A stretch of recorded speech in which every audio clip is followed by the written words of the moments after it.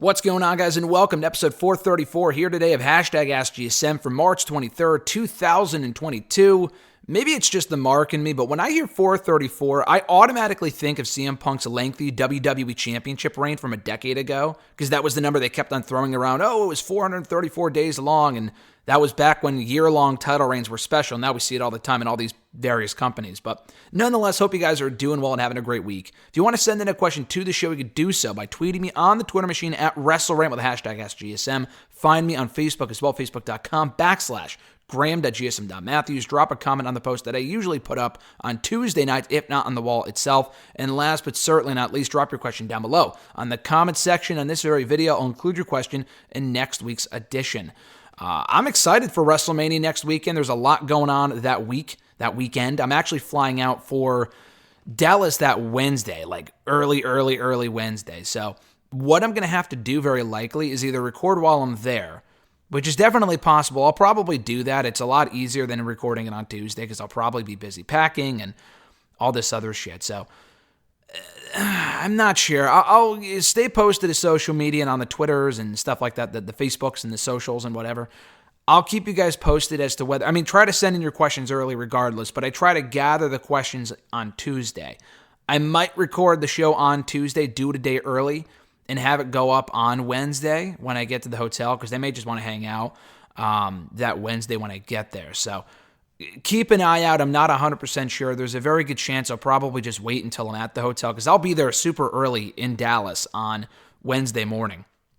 Central time, that is, of course. So I'll be sure to keep you guys posted as to what I end up doing, if I end up recording in the hotel or record a day early. Either way, there very likely, there never not has been for the last 6 or 7 years, but there very likely will be an episode next week at some point, whether it be on Tuesday. It'll drop on Wednesday regardless. It's just a matter of when and how I'm going to record it, so keep an eye out for that. But I am very excited, though. I formally announced on Monday on Twitter I will be there in Dallas for WrestleMania weekend. I will be at WrestleMania itself. I'm aiming to go to pretty much everything, WWE-wise. The other stuff in the area, I'm not sure yet. I'm aiming to go to an MLW show, WrestleCon, possibly a couple of other media events. Definitely WrestleMania Night 1 and Night 2 I was confirmed for. The other stuff I'm not sure yet. I would like to go, but I don't know if I can yet. I'm not sure. Then we're flying out, Alexis and I, on Tuesday after WrestleMania. So I'm looking forward to the whole weekend. This is going to be my 4th WrestleMania weekend. Whether I'm there or not there, every WrestleMania weekend is, unsurprisingly, the most chaotic, busiest week of the year for me personally. And it has been for probably a decade now. I have fond memories of even 10 years ago, staying up super late every fucking night of WrestleMania weekend, watching shows, reviewing stuff, writing stuff, recording stuff, and being there is even worse. Being there is amazing, but as far as like time management and going to stuff and finding the time to watch things and go to things and also write and work and stuff like that is just crazy. So stay posted on my socials as far as what my journey is going to be looking like, but I'm looking forward to it nonetheless. So let's get into the questions. At Iwagu91 from Twitter, their first question was, all things considered, do you consider or do you think Cesaro's time in the WWE wasn't a complete failure? No, I don't think it's fair to say it was a failure at all. The guy was there for a decade, and it's not like he didn't do anything. Like, when I hear failure, I think of a guy like EC3, unfortunately. Not the man himself, but like his career, his second stint in WWE. He was actually there, I think, far longer the first time than he was the second time. The second time, he got rehired in early 2018, came in with quite a bit of hype in 2018 in NXT, had a fine little run there, never won any gold, but he had a couple of good matches and good showings, got prematurely called up to the main roster, and only to do absolutely nothing. And a majority of his time there, he was either hurt or not on TV, on main event. The guy probably had 3 or 4 matches on Raw before he was released in April of 2020. So that, to me, for a guy of his caliber and what he could have done in WWE, in my opinion, that, to me, is a failure. To no fault of his own. That's entirely the company's fault. Cesaro was there for a very long time, and he was incredibly successful. Could he have done more? For sure. I don't know if I would go so far as to call him underrated, and I'm sure I have, but I think everyone knows how great Cesaro is. I think the right word to describe Cesaro, as others have said, is underutilized. I think, was he going to be a year-long WWE champion? No, but I think he could have at least won a top title at least once. I wouldn't put him in the top 4 or 5 of like greatest wrestlers to never hold a world championship in WWE. He might be in that conversation for the past decade worth of wrestlers, not of all time, I don't think. But the guy was great in WWE. He had a lot of tag team title reigns, a former United States champion. Granted, that was a decade ago, but he is a former U.S. champion of 8 months. A lot of people probably don't remember that, so it wasn't that great of a reign, I guess, but I remember enjoying it for as long as it lasted. A lot of those tag team title reigns, though, were great. Him and Tyson Kidd were money. Him and Jack Swagger, I don't think we're ever tag team champions, but they had a really good, a really good thing going as the Real Americans. Him and Shinsuke had a fine little run as tag team champions about 2 years ago. And then, of course, him and Sheamus as the bar. Tag team success on Raw, SmackDown, WrestleMania matches. He won the Andre the Giant Memorial Battle Royal, the inaugural one, for whatever that's worth, 8 years ago. He won at WrestleMania last year, beating Seth Rollins. It was, no small feat there. I mean, he's a very notable name, so that was a big win for him. Main event at a pay-per-view for the World Championship. So, no, I don't think he was a failure at all. Could he have done more? Yeah. Could they have used him better? Yeah. But was he a failure? I don't think so. I don't think Dolph Ziggler is a failure. For anyone who has had as much success as people like they have had, regardless of whether it's mid-card success, tag team success, main event success, I don't know if I would call them a failure. I'm thinking more about the people they bring in only to do absolutely nothing before letting them go a short time later. That, to me, is a failure on WWE's part, not people like Cesaro, at least in my opinion. At Iwagu91, second question, what are your thoughts on if AEW creates trios titles, and who do you see as the inaugural champions? I think it has to happen. I'm one of those people that's like less is more. I wasn't initially a fan of creating 2 women's titles in AEW, but they've made the most of it. Jade Cargill has run with it.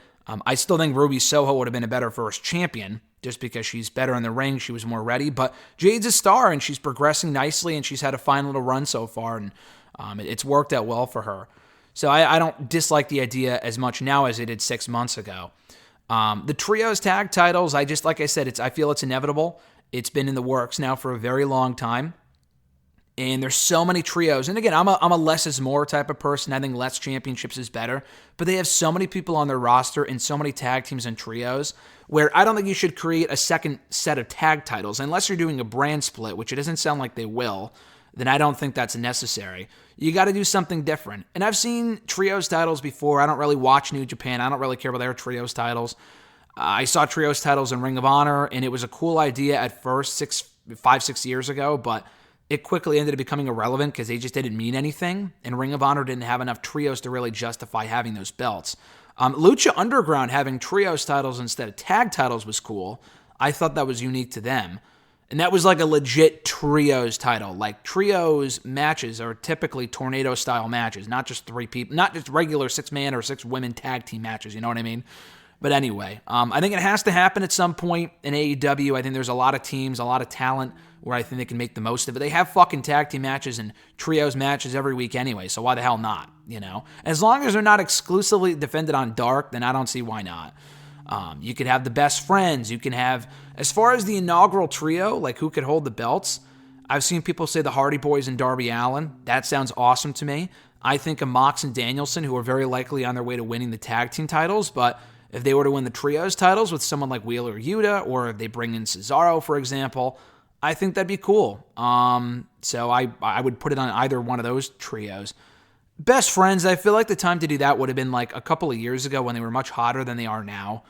I just don't give a fuck about the Best Friends. Like, them and Orange Cassidy would have been cool maybe in year 1 or year 2. At this point, I just don't have much interest. I'd rather see them as trios champions than tag team champions, but I just feel like the time for that is past. Dark Order, I wouldn't put the belts on them initially. They're just a goof stable at this point.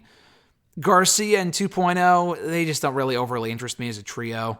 I know there's a million more I'm not thinking of, but, what about Red Dragon and Adam Cole? That seems to make the most sense to me, if not Kenny Omega and the Bucks. I mean, I take back what I said before. It would probably have to be one of those 2 trios because those are the most obvious trios in AEW. Personally, for me, I think it'd be cool if it was Cole and Red Dragon, but Omega and Bucks have been doing the 6-man tag team thing for years, so it might be more fitting if it was them. Either way, I feel like having either one of those trios be the inaugural trios tag team champions in AEW would make the most sense. At Wheeljack, or actually before we get to his question, at Iwagu91 has one more. I read someone's tweet on wanting SCU to face off for Scorpio Sky's TNT Championship. Would you want that? So you talking like Scorpio Sky versus Frankie Kazarian, or Sky versus Kazarian versus Christopher Daniels? I don't know if Daniels is back on the regular roster. I know he came back as a one-off against Danielson, which was awesome a few weeks ago as part of the Ring of Honor announcement. I don't know if he's back for good. Like, we haven't seen him since. We haven't heard him cut a promo at all, so I don't think he's back on the regular roster. Although that would be interesting. Him and Kazarian would be a very good match. The problem with that, though, is, one, I would love to see follow-up with the SCU split, because they never addressed Scorpio Sky turning heel last year when he split away from Daniels and Kazarian. They never even addressed that on TV, which made absolutely no sense. But the other thing is that Kazarian, unfortunately, at this point means absolutely nothing. The time to do that match would have been a year ago when Sky was just breaking off on his own. He's the TNT champion now. I was going to say he was on TV a lot more then, but he still is on TV quite a bit. He's the current TNT champion.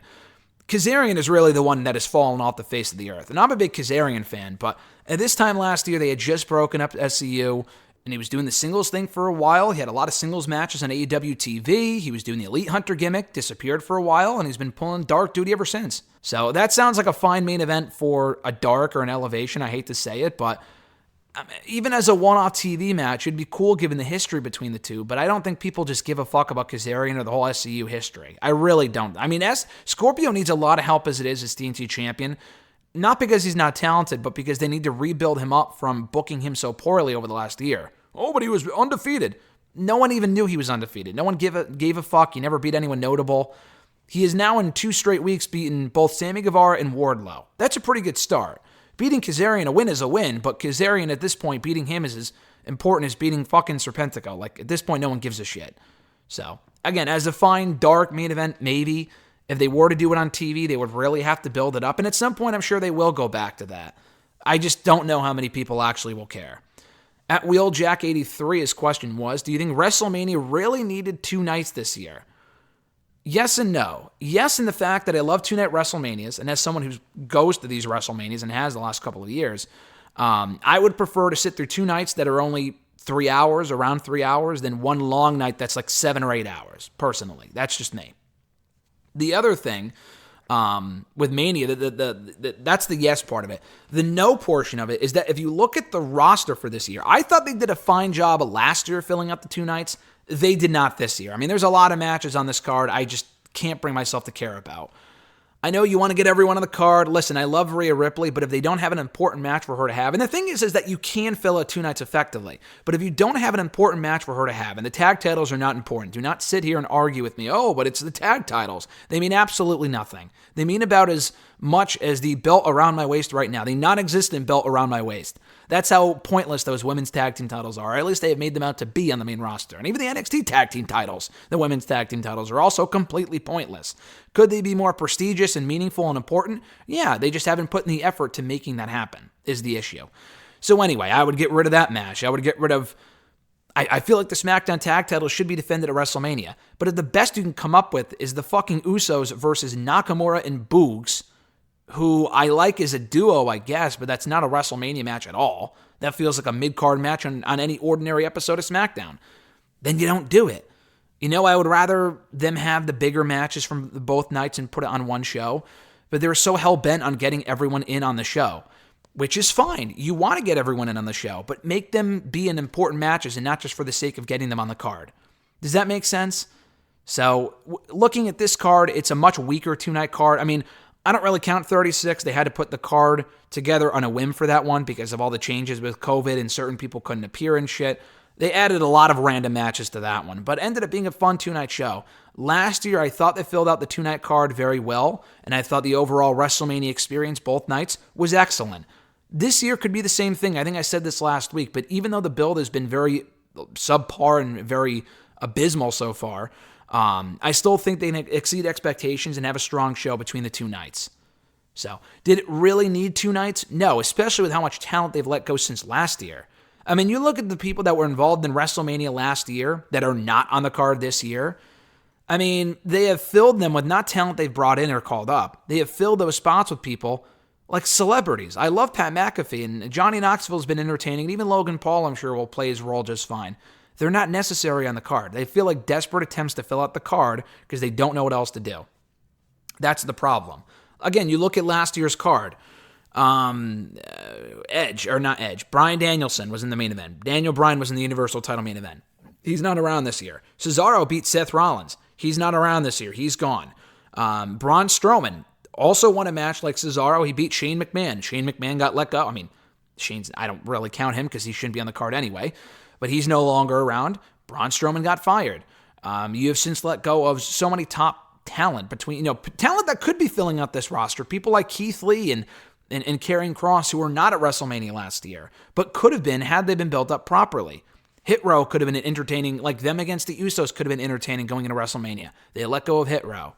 I mean, the list goes on and on and on and on. Jeff Hardy wasn't at WrestleMania last year, but he could have been an entertaining addition to the card if they actually had something to do with him, like if they knew what to do, if they didn't let him go. It's crazy, man. It really is. So I just feel like with the roster that they had and have currently, they've let go of so much talent that maybe one night would have been better, but I'll never complain about getting 2 nights just because the one night, even with the roster they have, they would still find a way, even with the thin roster they have between the two brands, they would still find a way to extend it out to like 1 a.m. Eastern time or 12 Central, whatever. They would absolutely do that. I would not put it past them.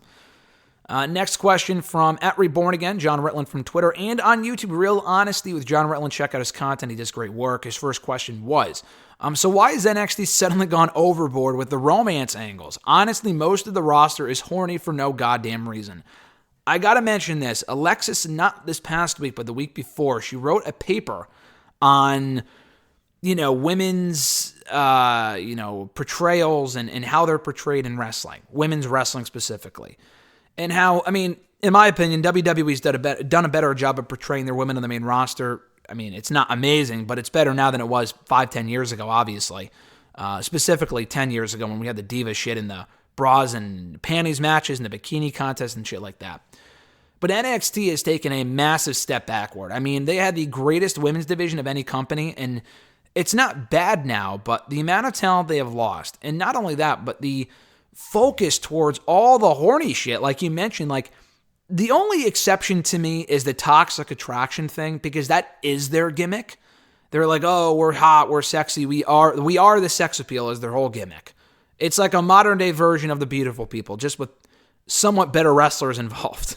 I'm not saying Mandy Rose is Bret Hart in the ring, but I think she's a bit better than Angelina Love or Velvet Sky in my opinion. And I like Velvet Sky, but her in-ring abilities were just not great. But anyway, that's a different story for a different day. I kind of get that. But when you have Idris Anafi and Malik Blade simping over fucking Mandy Rose, that's just weird and unnecessary. The Indy Hartwell, who I'm a big fan of, I've known her for a long time, her thing and Persia Pirotta making out with Dexter. I haven't watched NXT from this week yet, but Persia Pirotta and Indy making out with Dexter and Duke Hudson, fucking stupid. And there's plenty of other cases, like they had the Zion Quinn, Elektra Lopez storyline. They were trying to get, or still are trying to get, not Josh Briggs, the other one, Brooks Jensen, whatever the fuck his name is. They were trying to get him a date. They were trying to get him a crush or something. And he's fallen in love. Like, they have all these romance angles, and they're just, not only are they going overboard with it, they're just not good. None of them are any good. They're all fucking terrible is the problem. They had success with the Indy and Dexter one, but the problem with that one, or the thing that went right with that one, was the fact that they did that during the original incarnation of NXT when the booking was better. So I trust them a bit more, and people weren't even on board with that for the most part. I mean, not for the most part, but there were a vocal portion of the fans that didn't like it, which I totally get. I thought that was very well done. The shit we're seeing now is fucking stupid. I'm not a fan of it. It really ruins the show. And as I've said a million times before, with NXT, the good is great, the bad is brutal. As in, the matches are awesome. Some of the top talent I love. Grayson Waller's really become a star on that show, I think. I think A-Kid coming in is cool. Carmelo Hayes is a star. Braun Breaker, my God, is a fucking star. And even the established people like LA Knight, Ciampa still being there for now. Tony D'Angelo has grown on me. Those people, Cameron Grimes, Santos Escobar, all doing great work right now. MSK, Imperium, Creed Brothers I like. But then you look at the other side of the coin, and the women's division is fine. I like Cora Jade a lot. I think Mandy Rose is playing her role really well. But like you said, when you look at the storylines, there's not like a single storyline in NXT I'm digging right now.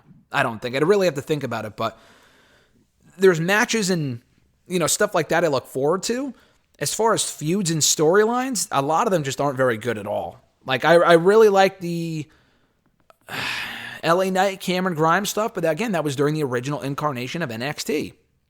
And all the good stuff kind of went away after they rebranded the show and they made it into a fucking hornier version of what it once was. So I'm not a fan of it. Alexis, like I said, wrote this great paper on how NXT has become one of the worst wrestling shows to watch. And I don't know if I would call it the worst wrestling show. I would rather watch NXT over fucking Main Event, for example. But, you know, compared to what it once was, it's just not good. I mean, the show is solid most weeks, but I would much rather take the uninspiring, or not uninspiring, but like, people are calling the original NXT boring. Oh, not a lot's happening. Well, listen, I'll take that over what the fuck we're getting on Tuesday nights now. It's very hit or miss most weeks when I tune into the show. There's episodes I'll really like, and then there's episodes that are complete dog shit.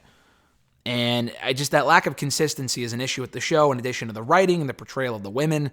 But yeah, the romance stuff specifically, to go back to that, is absolutely the worst part of the show.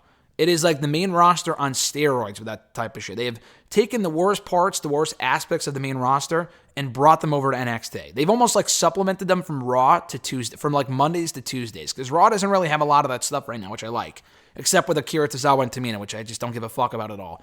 But this company loves the romance angles, and they are indeed going overboard with it on NXT, and it's terrible. Do you think this will be the last year that WrestleMania is 2 nights? I don't think so. I feel like once WWE really gets their mind set on something, and I remember reading reports a year or two ago, oh, I think that one night thing might be a 1-year thing, they might not go back to it. They know they can make more money that way. I know you and I are thinking, yeah, can they fill out 2 nights with the talent they have? Can they fill out 2 interesting nights? They don't give a fuck about it creatively. They're not thinking, oh, we don't have enough talent to fill out 2 nights. They don't give a fuck about that stuff. They're thinking, how much money can we make off of this, and why didn't we do it sooner? I assume they're making more money by running the building twice. I know it's not going to be sold out, which is, expected. But I'm sure they're still making more money on ticket sales as opposed to, I know they're reserving the building and that costs money and shit.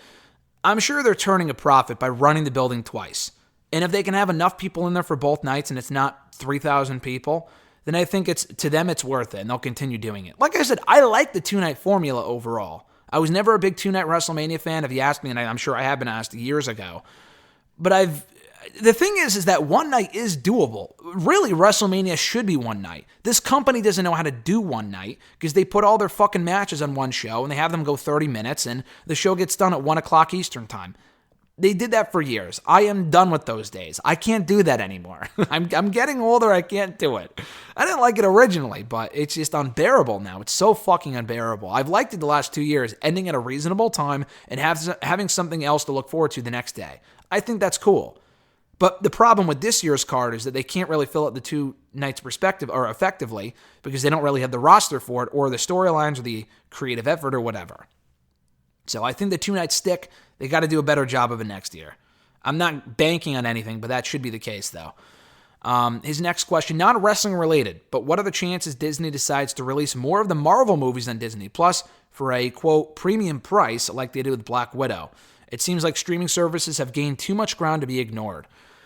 I'm surprised that they didn't really do much. I mean, maybe they just made the deal originally before they knew what COVID would become or not become or whatever. And they're like, fuck, we shouldn't have extended to that long. But the whole HBO Max thing was really interesting to me. And that they did that whole thing where they put out all the HBO movies or Warner Media, whatever, on HBO Max in addition to theaters last year. And it was a lot of big releases. I haven't watched Space Jam 2 yet. I know it was fucking awful, and I think you guys asked me about it at the time.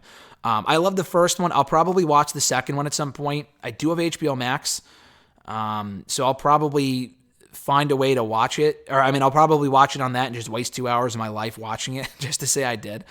But like Dune, I know is on there now. It was on there. They took it off. It's back on. I'll probably watch that at some point soon. They put that on HBO Max. Suicide Squad, I know they put up on there. The Snyder Cut, among other movies. And then Wonder Woman 2, but that was in late 2020. And I don't think they're doing that at all now. I mean, COVID, not that it's gone, but it's a lot better now than it was a couple of months ago.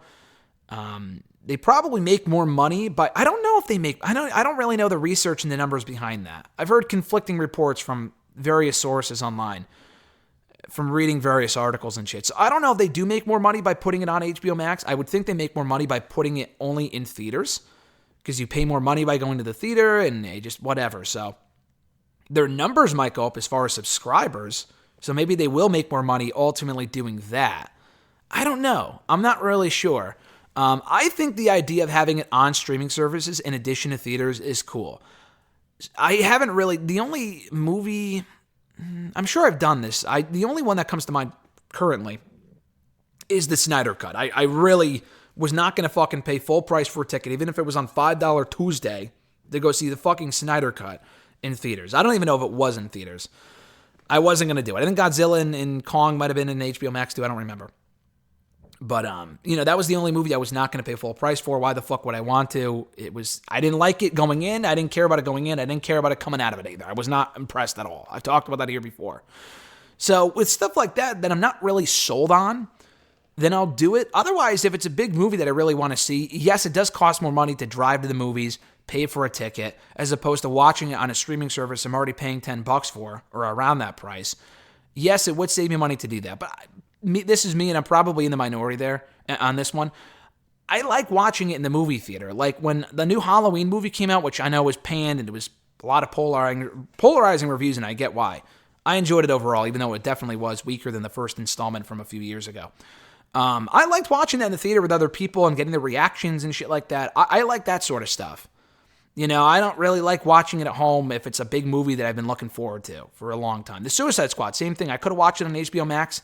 I didn't, because I wanted to watch it the opening night with a sold-out crowd, and it was awesome, So to me, the theater experience is worth it, even though it's definitely more expensive. I don't go to the movies every week. I haven't gone to the movies a lot lately. I saw Batman recently, which I liked. I talked about that. I think I talked about it here a week or two ago. I saw that recently. I was going to see Uncharted. I haven't had a chance yet. And I saw Scream.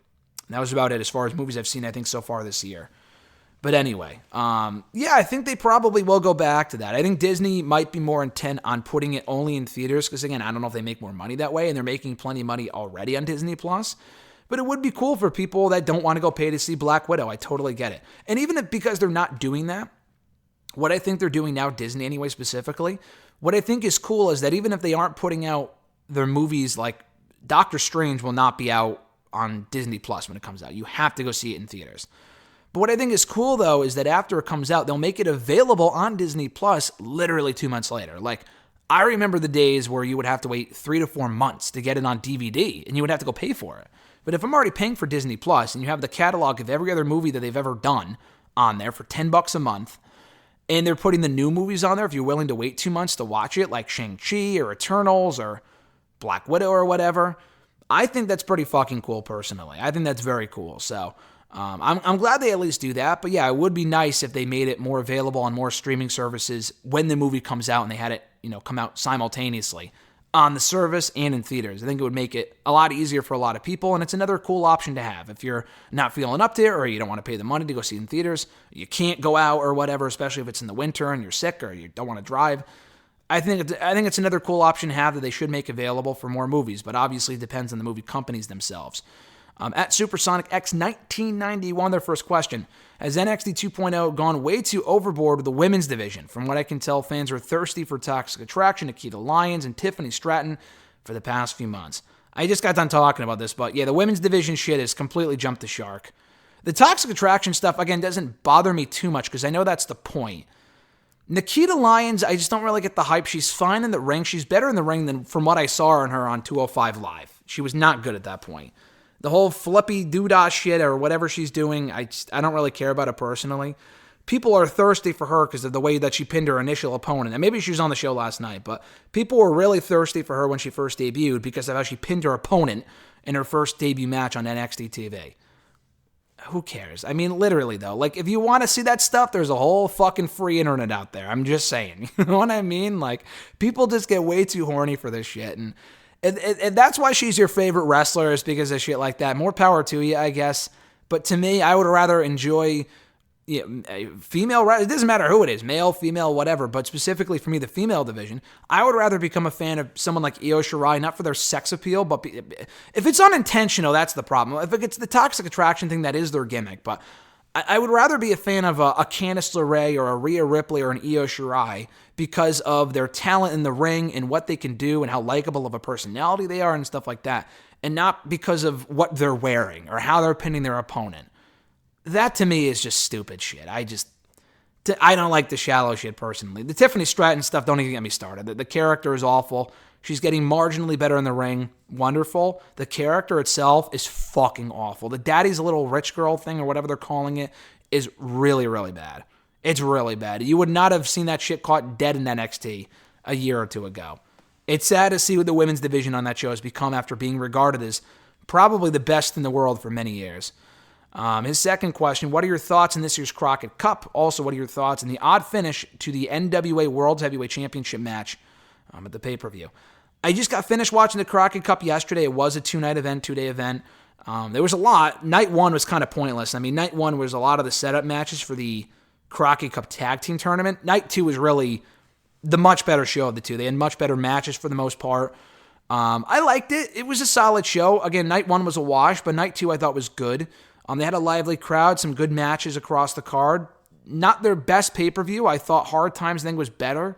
Their shows late last year, I think it was NWA 70 and the women's one, Empower, were terrific. Those were fantastic shows. Those were better than this one. But Crockett Cup was still fine. They had a good crowd. Again, they had more important matches than some of their other live specials they've done in the past. And as far as the finish to the main event, so what happened for those that don't know, they did Matt Cardona, who is the current NWA World's Heavyweight Champion, versus Nick Aldis. A match that made sense. I was looking forward to it. It was a good match. A lot of smoke and mirrors, but whatever. I mean, considering who was involved, I can't say I'm surprised. And that goes for both guys. I like Aldis and Cardona a lot, but they're like, to me, prime sports entertainment type people, like where they're not amazing in-ring technical wrestlers, but they can go in there and tell a story and throw some bullshit and they're making more entertaining. So that's mostly what the match was. But what happened was Jeff Jarrett, of all people, was the special guest referee. And I like Jeff. I actually interviewed him a couple months ago. Met him. Very nice guy. But anyway, that's irrelevant. He was the special guest referee. And someone low blow Jeff from behind. And it ended up being Chelsea Green defending, her husband, Matt Cardona. That's what she was doing. Mickie James came in, stopped her, whatever. So Nick Aldis had Cardona tap out, and Jarrett rang the bell. The problem was that he wasn't ringing the bell for the tap out, he was ringing the bell for the disqualification. And because I guess the thing is that he got low blowed, but he didn't see, he got attacked. The thing is, and the commentators brought this up, how did he know who attacked him, though? I think they may have implied that he thought it was Mickie James. I don't remember. It was very confusing. But if you don't know who did it, and he's immediately disqualifying Cardona for something that Chelsea Green did, I mean, that to me was just silly. It was a very stupid finish. I mean, it's kind of clever, but the problem is that I think it would have been better if they literally didn't just do something similar. And John would know this, because I think I remember him watching it. They literally did the exact same thing about 9 months. I feel like this is a prime NWA finish, dusty finish, at When Our Shadows Fall back in June of last year. It was also Aldis versus Murdoch, and Murdoch got the pin, the visual pin, tapped him out, whatever. But it didn't matter because Aldis got DQ'd and the referee rang the bell, so it looked like Murdoch won, but it was actually Aldis who retained by DQ. They did another fucking DQ finish in their main event. I mean, that is just lazy as fuck.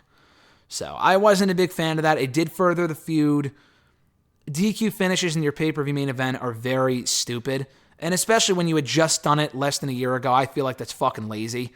So I wasn't a big fan of that. But overall, I thought the show was solid. The NWA weekly shows aren't amazing, but they do deliver on their bigger pay-per-views, so at least that's good to see. It's better than what they were doing last year. Those pay-per-views weren't exactly must-see by any means. Up until NWA 70, I would say at least. At Misdemeanor6 from Twitter, a couple questions here from them. Is the Pinnacle as a faction over now that it seems FTR might be turning face? I don't know. That's the thing. I was kind of curious about that as well. Wardlow is gone from the group, obviously. So that would leave, Tully got fired, so he's gone from the group. Currently, that would leave Shawn Spears, FTR, and MJF. Like you said, they're teasing an FTR face turn, but they haven't exactly done it yet. Like, they haven't pulled the trigger on it yet, so we don't know if they are indeed turning face. It looks that way, but I don't know that as a fact. So, if they do turn face, yeah, it would make little sense to have them still in the group. So, yeah, the Pinnacle, I would assume, would be over. The group was completely pointless to begin with. I mean, they've been fine over the last year, but I said from the moment they debuted, AEW does not need another lead heel faction. They don't. So they've been decent, but Sean Spears is a job guy. FTR really haven't done anything at all. Wardlow is just in the shadow of MJF, and MJF, even he hasn't done all that much. So it's probably better that they go their separate ways and FTR go off and do their own thing. Their second question, who do you think from WWE would be a good fit to team up with Mox and Danielson? For me, it's Pete Dunne. That's a great question and a great answer would be Pete Dunne. I keep going back to Cesaro. I know he's not in WWE anymore, and this is likely now that he's gone from WWE. Him and Ono, I just feel like would be a fantastic fit for that group. I really do. I feel like them, Mox, Danielson, and Regal is a fucking money, hard-hitting, badass group. That is a 5-man group I can get behind. You can throw in the little pupils like Yuta and maybe Moriarty and people like that. But that group on paper, oof, woo lad, that is a great group. As far as someone currently in WWE, not Pete Dunne, right? You mean Butch? Good fucking lord. Pete Dunne, I think, would be great. I'm trying to think of other like hard hitters, in the company currently that I think would be like a wrestling, like a man's man, a wrestler's wrestler. You know what I mean? Pete Dunne would be a great fit. Sheamus, I guess, is kind of doing that in WWE. I don't know, man. I'm trying to think. I don't know. Between the two, I don't even know who the fuck is left. Let's take a gander real quick at the WWE roster. I'm not 100% sure. I do want to answer your question accurately, so I should have looked this up before, but I forgot. Usually, I trust me, people, I do research on your questions before I answer them most of the time. The fucking website is not coming up. I have the WWE wiki page on my laptop saved. All right, here we go. Looking at the Raw roster, Theory, Lashley, Lesnar, Alexander, Gable. Oh my God, Chad Gable? Chad Gable in that stable would be fucking awesome. Riddle would be cool too, but I feel like he's kind of a goof. He is a goof. He's not kind of a goof. He is. So I don't know if he would fit exactly. I mean, women-wise, female-wise, Serena Deeb would be cool. I've seen other people say that. She's not in WWE. She's in AEW, but I've seen people say that. From SmackDown, Pete Dunne, Butch, whatever. I mean, maybe I'm sure you could plug any one of these people in there and try to make it work, but no one really comes to mind. Yeah, if not Pete Dunne, then fucking Chad Gable. I mean, Gable and Danielson have always, I think, been very fond of each other. As far as like anytime they've interacted on TV or on Talking Smack, it's been fucking funny. So I would love to see Chad Gable in a group like that. I feel like that would be money. Last question from at Misdemeanor 6. If you had to book Goldberg's final match, who would you pick to be his opponent? Roman Reigns at Elimination Chamber. I wouldn't change a thing. I feel like the way that he ended his career, hopefully, was perfect. He doesn't need to have another match. And anytime we have this conversation of like, oh, he feels good, he looked good, let's give him another match and end on that note, it ends up being terrible. Like that was the case with Taker for so long, where it's like, oh wow, he looked great in this match, let's put him in the ring again. To kind of, because you never have enough, like he looked great. Yeah, that was supposed to be his retirement, but let's put him in the ring again and end it on a even better note. And then he fails. And then it's like, well, I have to come back now to make up for that match. And it's a never-ending cycle. And thankfully, they ended that cycle with WrestleMania 36, hopefully. And he's not coming back in the ring at this point. But yeah, with Goldberg, I just feel like that was perfect. It was in front of a big crowd, and the match was what it needed to be. Roman won clean. Goldberg tapped out, or not tapped out, he passed out, which I don't think he ever has before in his career. It was a nice note to end on. It was the match he had never had before, and they finally had it, and it's over now. I wrote a while ago as far as potential Goldberg opponents. Like, we've seen him and Orton before, but not in a long, long time. The Legend Killer, if Orton was still doing the Legend Killer stuff, then maybe, but he's not, and the match wouldn't be amazing anyway. Goldberg and Cena's never been done before, but that's not a match I need to see. Like, oh, he needs to come out of retirement to have this match. I know Big E wanted that match, but Big E's hurt right now, and unless Big E was WWE champion, that's just not going to happen. Goldberg faced everyone else. Like, he's had matches with Braun and with Lashley, with Roman, with Wyatt, with all these other people, Dolph even. So there's no other note for him to end his career on than what we got at Elimination Chamber. So I hope that's it, and I hope he is indeed done for good, because I thought that was the perfect note for him to end his career on. And that's going to do it, guys, for episode 434 here today of #AskGSM, again, for March 23rd, 2022. Thank you guys, as always, for checking out the show and sending in questions. I thoroughly appreciate it. And like I said earlier, we will be back next week. I'll very likely collect the questions on Tuesday, record it on Wednesday in the hotel. and then put it up at some point that day. I'm still working through my itinerary as far as what I'm going to, where I'm going, how I'm getting to where in each place. Still working through that with Alexis, but I should be largely free on Wednesday to record the show while I'm in Dallas, an on-site episode of #AskGSM next Wednesday, which is going to be a lot of fun. So send in those questions by tweeting me on Twitter at WrestleRant with the #AskGSM. Find me on Facebook as well, facebook.com/Graham.gsm.Matthews. Drop a comment or question on the post that I usually put up on Tuesday nights, if not on the wall itself. And last but certainly not least, drop your question down below in the comment section on this very video. I'll include your question in next week's edition. Have an awesome rest of your week, folks. I'll see you in Dallas next Wednesday. I'm Graham GSM Matthews, and I'll catch your ass down the road.